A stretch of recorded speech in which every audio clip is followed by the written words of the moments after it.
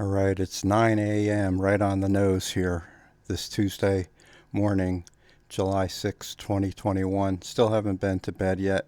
Drank coffee with caffeine I shouldn't have, but I'm wide awake. I just want to go over that last video, that warning message, a stench in God's nostrils. Now, I know that was a strong, harsh word, and that my tone and presentation was very strong. And I'm getting all kinds of distractions again. Yeah, funny how that works, Not humorous, though. Anyway, before I posted this, I went back and listened to it before posting it on here, and I really didn't like my tone very much. Then listened to it again. I said, well, just put it up there. It needs to be said regardless. I mean, I often question myself and wonder, others don't speak like I do. Maybe I'm too frank, maybe I go overboard. But then I don't know about that because, I don't know, when others are afraid to express their emotions or sound offensive or whatever, I mean, that makes me wonder on the other end of the matter. I mean, if others can't be real, or I should say, if believers can't be real, if we can't be real and speak from our hearts, no matter how it sounds, then is that the way it's supposed to be? No, I don't think so either. I mean, I just read Paul's words 2 videos ago where he told Timothy to reprove and rebuke with all long suffering and patience, for the time will come when they will no longer endure sound doctrine. So there is such a thing as that, and it's totally scriptural. So I'm not making excuses for that. And also Paul said things like, now that I tell you the truth, have I now become your enemy?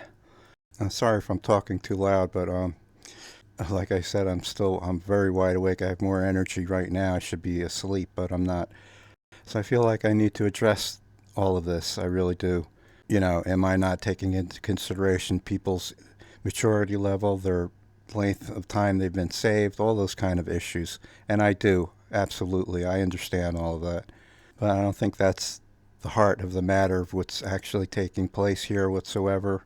As far as the idea goes of giving others leeway because they're not yet mature and they have to learn or what have you, and looking at it from a growing and maturing and learning process and sorting it out and then coming to understand that it's by the heart. Well, I don't think it's all that innocent, and that's not my focus, though I understand those things. But I approach it just from the standpoint of preaching the gospel, what the true gospel is, and that's it, really. No matter what age someone is, physically or spiritually, if they hear the truth, then they're responsible for it. Jesus said, my sheep hear my voice, even though they may be immature or swayed. But the whole spiritual atmosphere online, YouTube and everywhere, I'll use the word stifling or oppressive, just like the heat will be starting to get to build up into the mid-90s today here on the East Coast. And so the whole atmosphere seems like one big false gospel, no matter if it's a false grace or false works or false signs or false mysticism, and especially because really no one's speaking out as I am about these things or really discerning such things are going on. Or maybe they are, I don't know, and they just don't want to speak about it. So the way I see it, and really have always seen it for years now, have been on here and trying to go against and fight against and oppose false gospels. In particular, originally it was the works gospel, the works salvationists. As I said, they came against me very, very strongly. And there was a big war. And then with grace Gnostics, I revealed things about that, and they came against me, and there was a big war. And my point is this: they're both false gospels. Again, I'll repeat, the grace gospel is not false. That's how we're saved. But there's a false grace gospel, and it's Gnostic. And people's souls are at stake. I don't think I'm just being too over dramatic with all of this. But the thing is this: the evil one is going to take the work salvationists and pit them against, and has, the Gnostics, the grace Gnostics, or as I say, the grace fundamentalists, and pit them against each other to try to cause a big conflict to denounce grace altogether as being the way to be saved, first of all.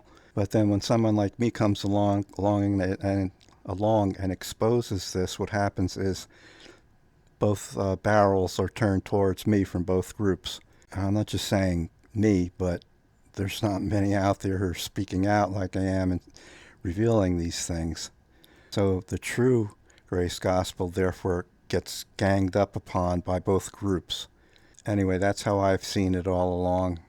But the goal is to attack grace altogether, attack the gospel altogether and the way of salvation, and to present a great fiasco towards the onlookers, whether they're saved or not, and leave a vast group in the middle ground, sort of waiting around in the middle, swimming around, sort of mixed in their sentiments, clinging on to grace, or clinging on to I should say, clinging on to self-righteousness and works, or clinging on to a false grace gospel, and not able to discern the true grace gospel from that.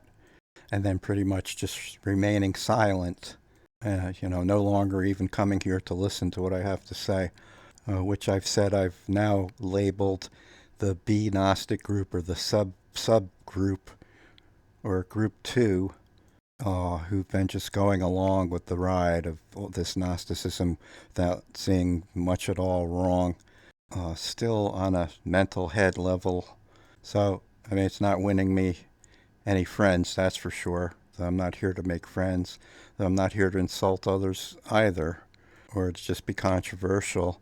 And speaking of which, and I'll try to make this short, in the last video there were some thumbs down. I don't care. I only care for the sake of the truth here. This is my point.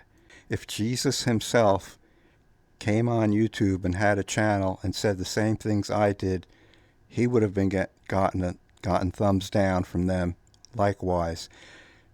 My point is this: if someone has a message and Jesus, his voice is in it, and you hear his voice and it's from his spirit, then they're opposing his spirit and his voice and his words, if it's the truth.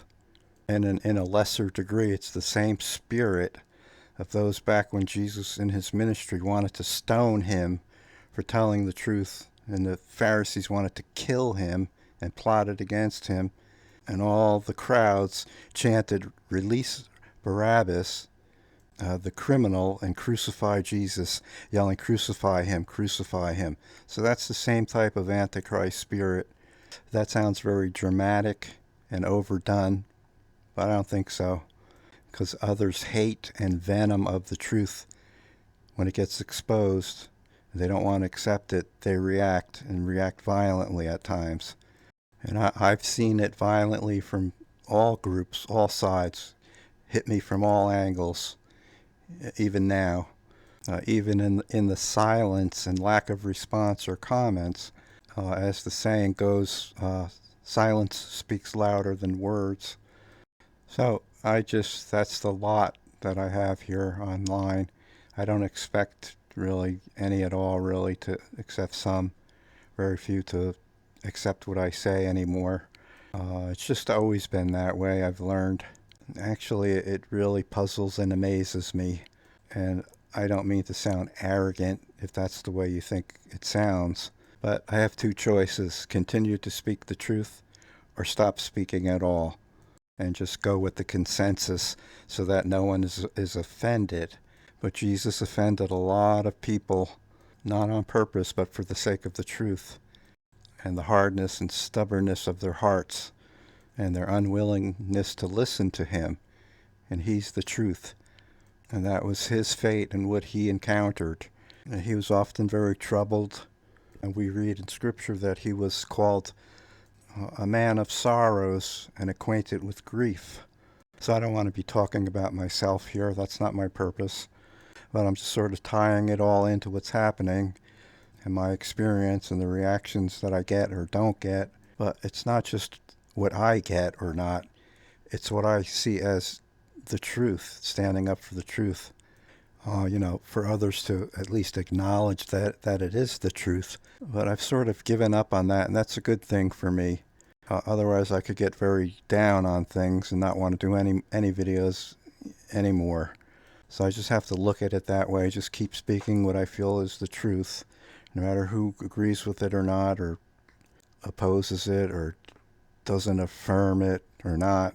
Because, like I say, it really amazes me, quite frankly, how so few understand and accept the type of things that I say in teachings or whatever.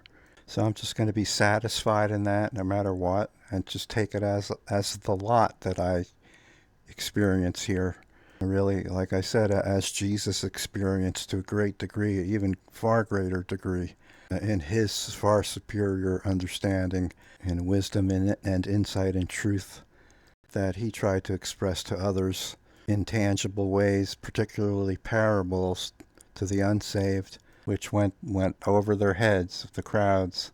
But he spoke plainly to his disciples, who had his spirit dwelling within them and could comprehend what he was saying, though they still needed a great deal of explanation of things explained to them. So I might seem very sharp-tongued and perhaps not explain things in a very nice manner or tone many times. That tries to make me feel rotten about myself because, believe it or not, I'm a very sensitive person. I don't like to say things that would hurt anyone, but I'm not going to hold back for the sake of the truth. Not wanting to run people over with the truth, but to speak out about it no matter what, the reaction is. And of course, the other detractors and negative ones out there trying to help the process, keep others away from channels like mine who speak the truth, and others go to other channels where everything seems always so nice and rosy cozy without rocking the boat, or a crowd of them would be raised up against the truth and disparage what I say and say lies that I didn't say and twist the truth and all that kind of nonsense. This might sound harsh, but the way I could describe it is it's like there's a hypnotic spell on understanding involving the things that I'm saying, trying to explain and expose and reveal. It just seems like there's so many misconceptions that run at large that have taken hold. The spiritual word would be like a stronghold. It's not like any of this stuff is new. This has been going on a long time, and things just refuse to sink in. Like I said, these young believers, they know what the difference is. So I beg to differ in this area, but that's my opinion on this. Otherwise, they wouldn't so strongly speak out. They're just young Pharisees being raised up. I don't think it's just a matter of, give them some slack. They'll learn, they'll come around. Anyway, that's not how I look at it, because it's corrupting the whole church, no matter what age. Again, no matter how long someone's been saved or not, the whole church has been corrupted by all of these things. The whole atmosphere, the whole preaching of what the true gospel is, and still not really being able to define it, even by those teaching it. But Paul went through that big time. I mean, that's seemingly what he spent most of his time doing, refuting and trying to redefine and re-explain things that they should already know. And he said they should already know these things. Instead of going back and laying the foundations of the faith all over again, they should have, matured. And that was the bulk of Paul's letters, really trying to straighten out one mess after another, false beliefs and false gospels and works and self-righteousness, and having those right in the church. The churches he went to who didn't even believe. They weren't even true believers. Christ wasn't even in them. He called them false brethren. Always, he said, opposed by false brethren all the time. They had a low opinion of him. They questioned his apostleship. He didn't seem to present one with the authority and manner of a true apostle. And he just wasn't respected greatly. He greatly wasn't. And he was forsaken and abandoned by many believers, got in spats and rifts and arguments with some, quite a few, had to rebuke other apostles. So he seemed rough around the edges and said many things that weren't popular at all, that didn't endear others toward himself, with many rebukes, reproofs, reprimands, and putting others out of the church. Very tumultuous experience that he had. I would say all of them did, and Jesus especially. They had to endure many false converts, false believers, false gospels. Paul must have questioned himself many times, asking himself, what in the world did I get myself into?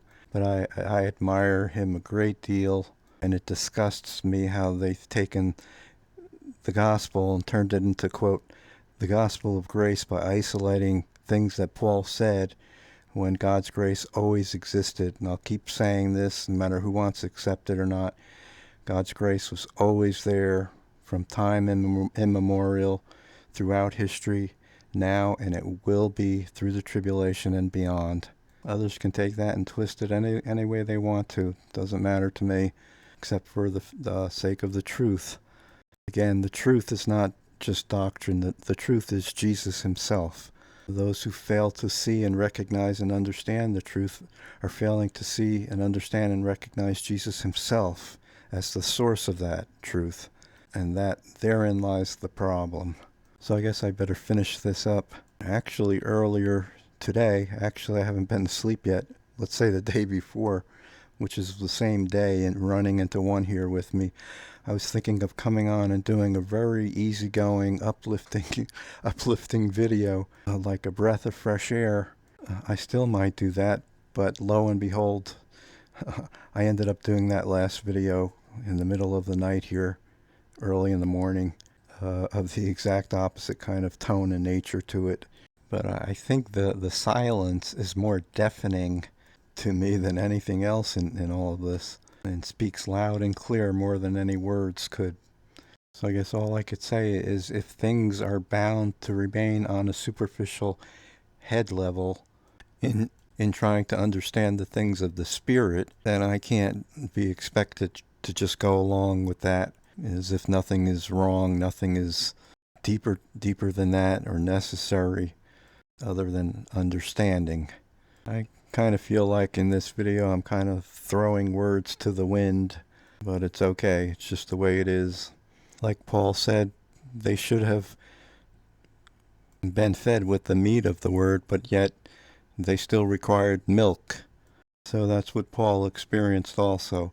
No, you can't force someone to mature. I don't think that's the main issue here. Neither, as the saying goes, that you could lead a horse to water, but you can't make him drink. We could lead others to spiritual living water. If they refuse to drink, then there's nothing that could be done about it. They just won't. But neither should maturity level be used as an excuse not to. You mature by heeding and accepting the truth when it's revealed and presented to you. Not just saying, well, I'm not going to drink right now because I still have to grow. Well, that is how you grow, by heeding the truth. In fact, it should be just the opposite. Those who need to mature and desire to mature, if they come across the truth, they should want it even more. They should drink it in even much more and accept it right then and there, no matter what it is, as a revelation. Now my throat is getting all inconveniently filled with some phlegm here. So I guess by ending here, the only thing I could really think of that I should say is the only alternative is for others to compromise with regard to the things I say and the way I say them and the tone, because we could justify just about anything for any reason to make things seem okay and not as bad as they really are. That others just need more time, to come around, to see the light, to want to take a drink. That all sounds so well and good, but again, it's hard for me to see things in that light, in that way. It really is. To downplay things in that manner, and since it's really not the focus of what's actually going on and taking place in these matters. That's the way I view it anyway. Okay, that's it for now. I'm going to end this here.